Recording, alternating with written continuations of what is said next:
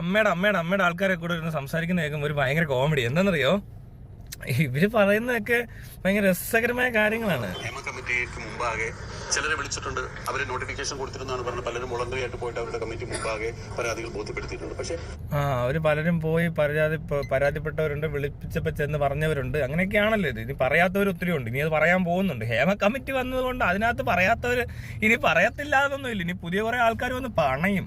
ഞങ്ങളുടെ കമ്മിറ്റിയിൽ നിന്ന് എന്നെ വിളിച്ചിട്ടില്ല. ശ്രീ മമ്മൂട്ടി, ശ്രീ മോഹൻലാൽ എന്നിവർ തുടങ്ങിയവരും ശ്രീ രവിശങ്കർ 2-3 പ്രാവശ്യം ഹാജരായിട്ടുണ്ടെന്ന് പറഞ്ഞു, കേൾക്കുകയും ചെയ്തിട്ടില്ല. പിന്നീട് കമ്മിറ്റിയിൽ നിന്ന് തന്നെ പറഞ്ഞു, ഈ സിനിമ ഇൻഡസ്ട്രിയിൽ നിന്ന് ഒരു ബുദ്ധിമുട്ടും ഉണ്ടായിട്ടില്ല എന്ന് ഒരു അംഗം പറഞ്ഞപ്പോ അത് കമ്മിറ്റി ഞെട്ടിപ്പോയെന്നാണ് പറഞ്ഞത്. അപ്പൊ ഒരാള് പറഞ്ഞപ്പോഴേ ഞെട്ടി, ബാക്കി എല്ലാരും ഇങ്ങനെയാന്ന് വിചാരിച്ചിരിക്കുവാന്ന് അവര്.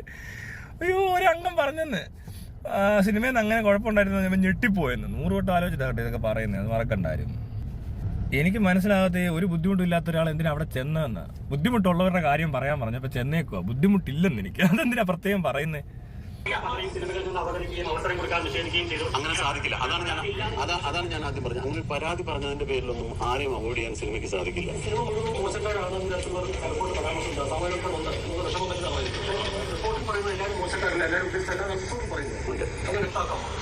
റിപ്പോർട്ടിൽ അങ്ങനെ പറയുന്നുണ്ട്. പക്ഷേ ഈ റിപ്പോർട്ടിൽ അങ്ങനെ പറയുന്നതിന്റെ അടിസ്ഥാനത്തിൽ വന്ന വാർത്തകളിൽ നിന്ന് ആളുകൾ മനസ്സിലാക്കുന്നുണ്ടാണ് സിനിമകളിൽ മുഴുവൻ നടക്കുന്ന ഇങ്ങനെ അസന്മാർഗിക കാര്യങ്ങളാണെന്നുള്ള ഒരു വാർത്ത പരക്കുന്നതിനോടാണ് ഞാൻ എതിർപ്പ് പറയുന്നത്. എടാ കഴിഞ്ഞ ദിവസം നീയൊക്കെ കൂടെ ഞാൻ ആരാണ്ട് തെറി വിളിച്ചു, മിലിറ്ററി വരുന്നു പിടിക്കാൻ എന്നൊക്കെ പറഞ്ഞിട്ട് കള്ളത്തരവും പറഞ്ഞ് എന്റെ ഫോട്ടോ എടുത്ത് പ്രചരിപ്പിച്ചപ്പോ നിനക്കൊന്നും ഇത് മനസ്സിലായില്ലല്ലേ? ഇപ്പൊ എങ്ങനെ ഇരിക്കണേ, മനസ്സിലായ? അതാണ് വാർത്തകളിൽ വരുന്ന പ്രശ്നം. വാർത്തക്കാർക്ക് എത്ര കാശ് കൊടുത്താൽ പോലും ഇമാര് ചെയ്യുന്നില്ലെന്ന് പറഞ്ഞ ഒന്ന് വാർത്തയ്ക്ക് എന്തൊക്കെയാ പറഞ്ഞത്? ഞാൻ പറഞ്ഞില്ല, ഇതൊരു നമുക്കെതിരെ കറക്റ്റായിട്ട് പ്രൊപ്പഗൻഡ വർക്ക് ചെയ്യുമ്പോൾ മീഡിയയും പോലീസും കൂടെ ചേർന്നിട്ടാണ് ചെയ്യുന്നത്, മനസ്സിലായോ? പ്ലസ് സംഘടനയും പാർട്ടീസും അവരൊരു പ്രത്യേകതരം കേസ് ഉണ്ടാക്കിയിടുന്നു. എന്നിട്ട് എന്താ പറയാ,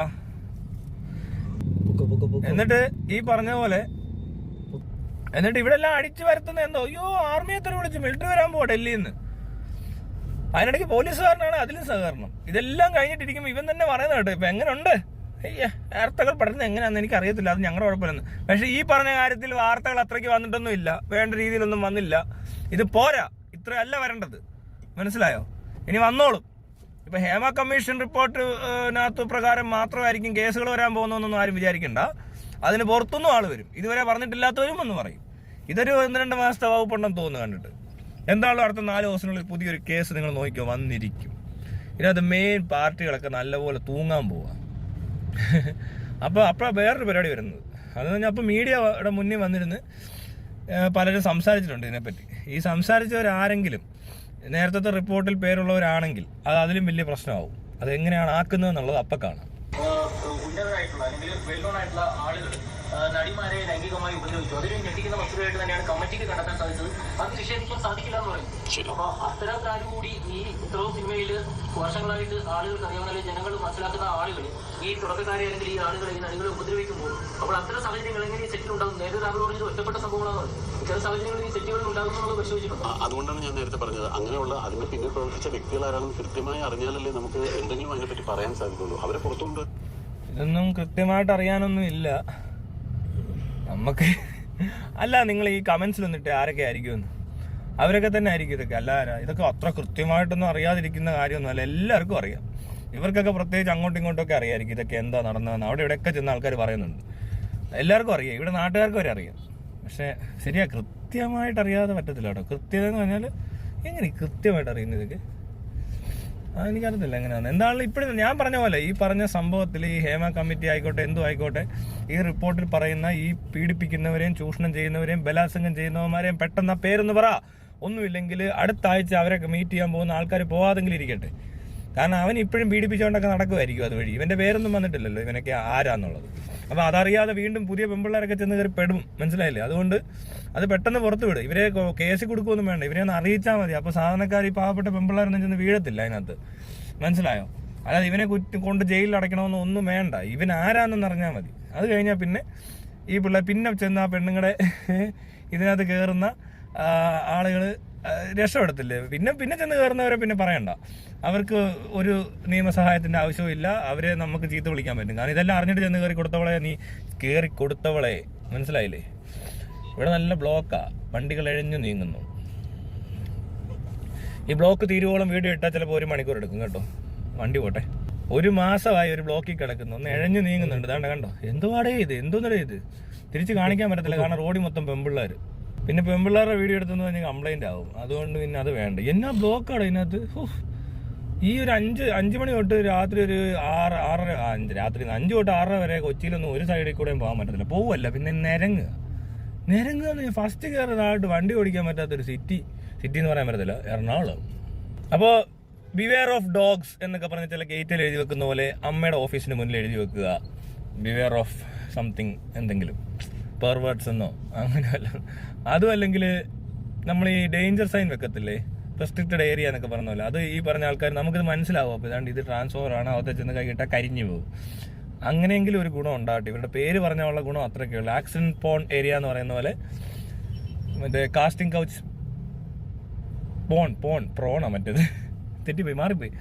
casting couch porn area, cinema മേഖല. അല്ല, മൊത്തത്തിലൊരു സിനിമ മേഖല അടിച്ചാക്ഷേപിക്കേണ്ട ആവശ്യമൊന്നുമില്ല. അതിന് കാരണക്കാരെ കണ്ടെത്തി കഴിഞ്ഞാൽ പ്രശ്നം തീർന്നു. അപ്പോഴും അവിടെ ഇരുന്ന് പറയുക അത് കൃത്യമായിട്ട് അറിയണമെന്ന്. എന്നാൽ പിന്നെ കൃത്യമായിട്ടങ്ങ് ആ പറഞ്ഞത്രയും പണഞ്ഞാൽ മതി. അപ്പോൾ ബാക്കിയുള്ളവർ ഫ്രീ ആയില്ലേ. ഇത് ആരാ എന്തോ എല്ലാവരും നല്ല നല്ല ആൾക്കാരെയൊക്കെ സംശയിക്കുക. എന്നെ വരെ സംശയിച്ചു. ഞാൻ ഒരു പടത്തിൽ അഭിനയിച്ചെന്ന് പറഞ്ഞുകൊണ്ട്. ഞാനാണ് ആ പാവം ചെയ്തവർ കല്ലറിടുന്ന പടത്തിൽ ഒരു കല്യാണത്തിന്റെ ഫംഗ്ഷനിൽ ഒരു പെണ്ണിന്റെ അപ്പുറത്തോ ഇങ്ങനെ തോക്ക് പിടിച്ചിരിക്കുന്നത് ഇങ്ങനെ നിന്നതേ ഉള്ളൂ.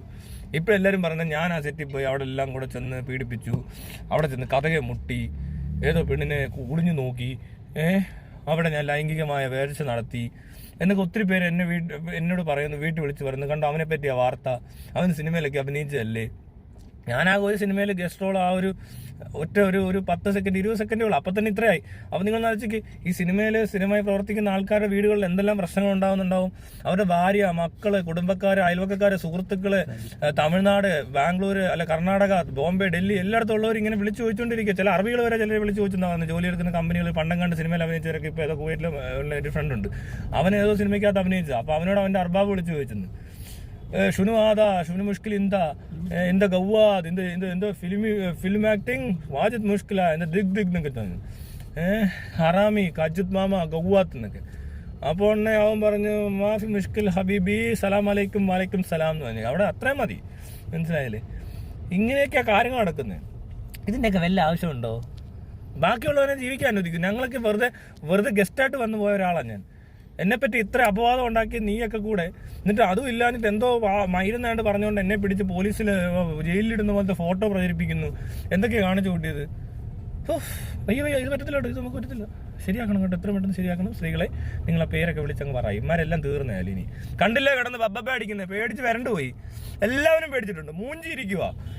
എല്ലാവരും അടിച്ച് തെറിപ്പിക്കും. പിള്ളേരെ ചുമ്മാ നോക്കിയിരിക്കുക. ഇനി മേലിന്മാർ പണിയായിട്ട് ഒരുത്തിന് ഇറങ്ങരുത്. അത്രേ ഉള്ളൂ. സിമ്പിളാണ്, സിമ്പിൾ. കൂടുതലൊന്നും സംഭവിക്കില്ല. അടിച്ചങ്ങ് തെറിപ്പിച്ചേക്ക്.